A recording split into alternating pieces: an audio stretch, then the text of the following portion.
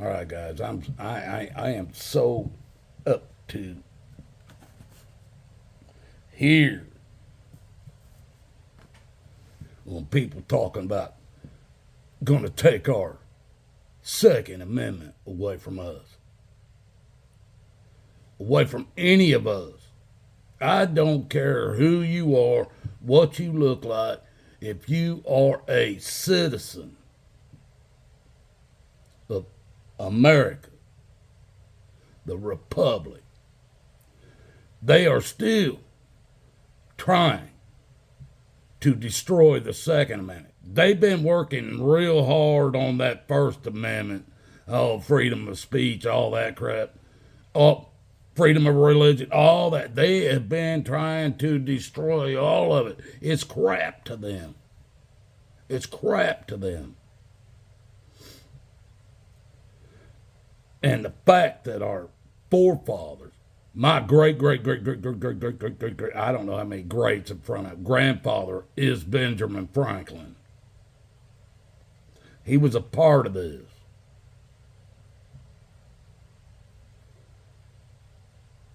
The Second Amendment's the most important one. And the last part of it says, shall not be infringed. It says that because infringing something back then meant you no longer had that right. Just like our American flag got infringed after the War of 1812. Now, in the Second Amendment, it says arms. Arms. Not guns. It doesn't say guns. It says arms. Well, if you don't know what that means, maybe you need to find a constitutional dictionary to explain it to you.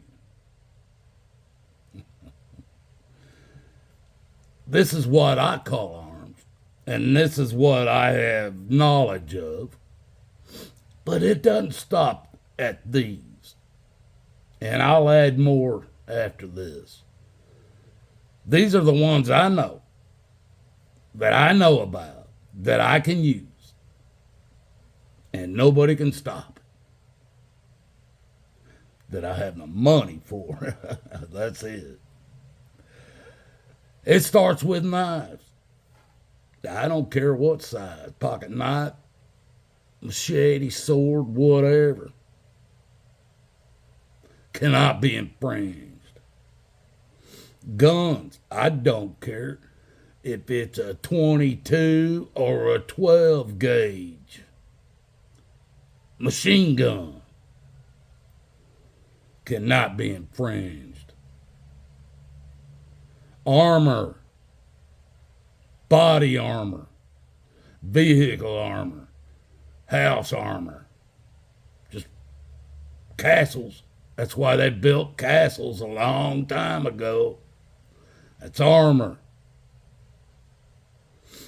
Traps, just like rabbit traps, raccoon traps, cat traps, bear traps. Oh yeah, bear traps. I'll tell you what, bear trap, and I know this by experience, is an expensive trap to buy. And the amount of them that I've been involved with, I can assure you, are expensive. But, you know what? Traps also are booby traps. Make no doubt. Traps are traps. Bows and arrows. You guys might not believe this. I have a military grade You know what? I'll have to break it out. Slingshot that I can shoot arrows through, full size arrows.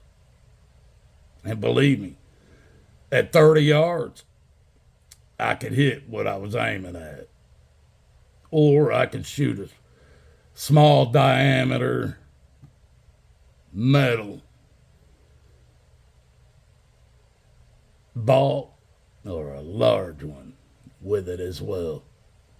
They don't make no sound. The only sound you'll hear is you screaming.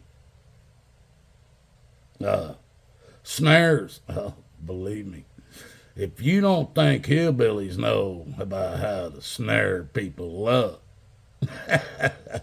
walk into them Appalachian Mountains. Walk into them Smoky Mountains. Walk into them Blue Ridge Mountains. Go on down there and walk through there like you own the place. See what happens. Now, my son, he is a Marine veteran from the Iraq War, combat Marine veteran from the Iraq War.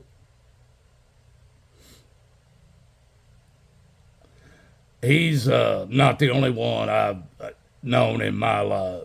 I've known a lot of people who were in the Marines, especially, and even a few special forces.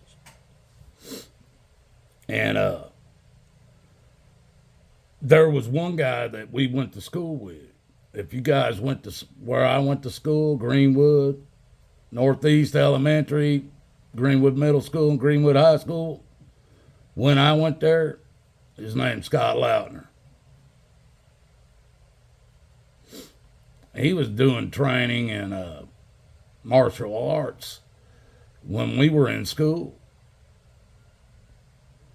I run into him about 25 years, 30 years after high school when I came back to Indiana. Me and him got in contact with each other. I've always been a handgun.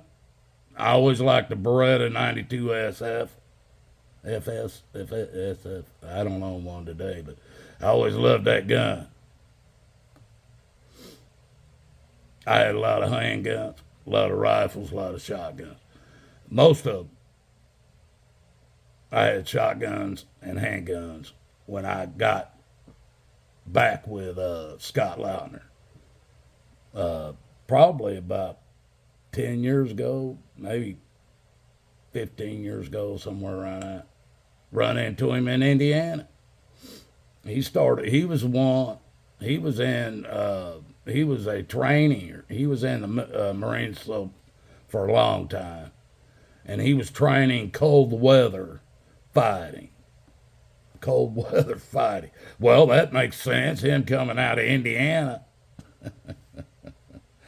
But he's the one who trained me with my AR platform training because I didn't know. I owned shotguns and pistols.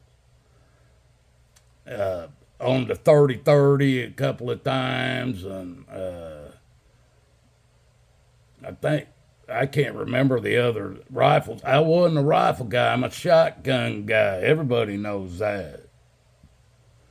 But he gave me the rundown how to use and take apart and build the AR platform, whether it's AR-10, AR-15, whatever. That's where I got that training from. I'm going to add this. I have known many federal agents in my life.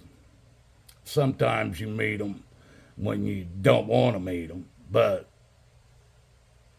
you end up knowing each other from that point. Well, I was arrested on federal land up in Lake Powell. I was on camping out at the campground on Lake Powell, and me and my brother got into an argument.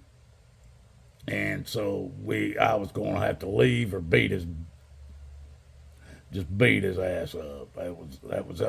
So I was throwing my tent. I threw everything in my tent, threw it up my. I had a big Dodge Power Wagon back in.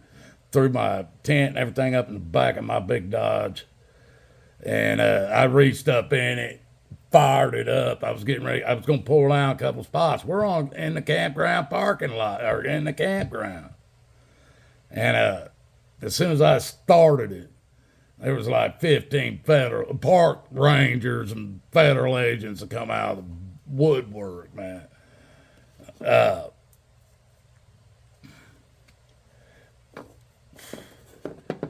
They arrested me for DWI because I started my truck. It took me into a federal holding spot. I couldn't get out for 2 weeks. My brother sold the rims, tires, everything off of my truck in order to get himself back from Lake Powell to freaking Phoenix, Mesa, where we live. He sold it. He's parted the whole truck out. When I got out of jail 2 weeks later, even my wife, she wasn't my wife. I don't know if we were married at the time, but if we were, it was a short time. We go back over to get my truck, and it's sitting on blocks. Motor parts and everything missing on it. Rims, tires. It had big tires, and I mean, folks, I also was escorted out of downtown Indianapolis Mail Distribution Center, the U.S. Post Office Distribution Center out of Indianapolis, the main one, by 2 federal officers there as well. So I've known and been involved in some stuff. This is why my background check, when somebody wants to run it and I give them my social security number, I tell them, I'll put a whole pack of paper in there if you want a copy of it. Because it's like, the last time I heard, the prosecutor here in Borman Township, Ohio, told me it was over 300 pages. And that was when my trial started that happened in this town. So it's got to be way over 300 and some pages now. I'm figuring about 400, maybe 500. I don't even know. But guys, I've dealt with guns all my life. My first one I got was given to me by my dad at age 11, and it was a Smith & wasn't. No, it was a 12 gauge or 16 gauge Springfield single shot shotgun. And I recently, here in the last 5 years, my dad gave it to me like 40 some years ago. Well, I gave it to my son probably about 5 years ago. So I told him I kept it for 40. Now this one's yours to keep for the next 40.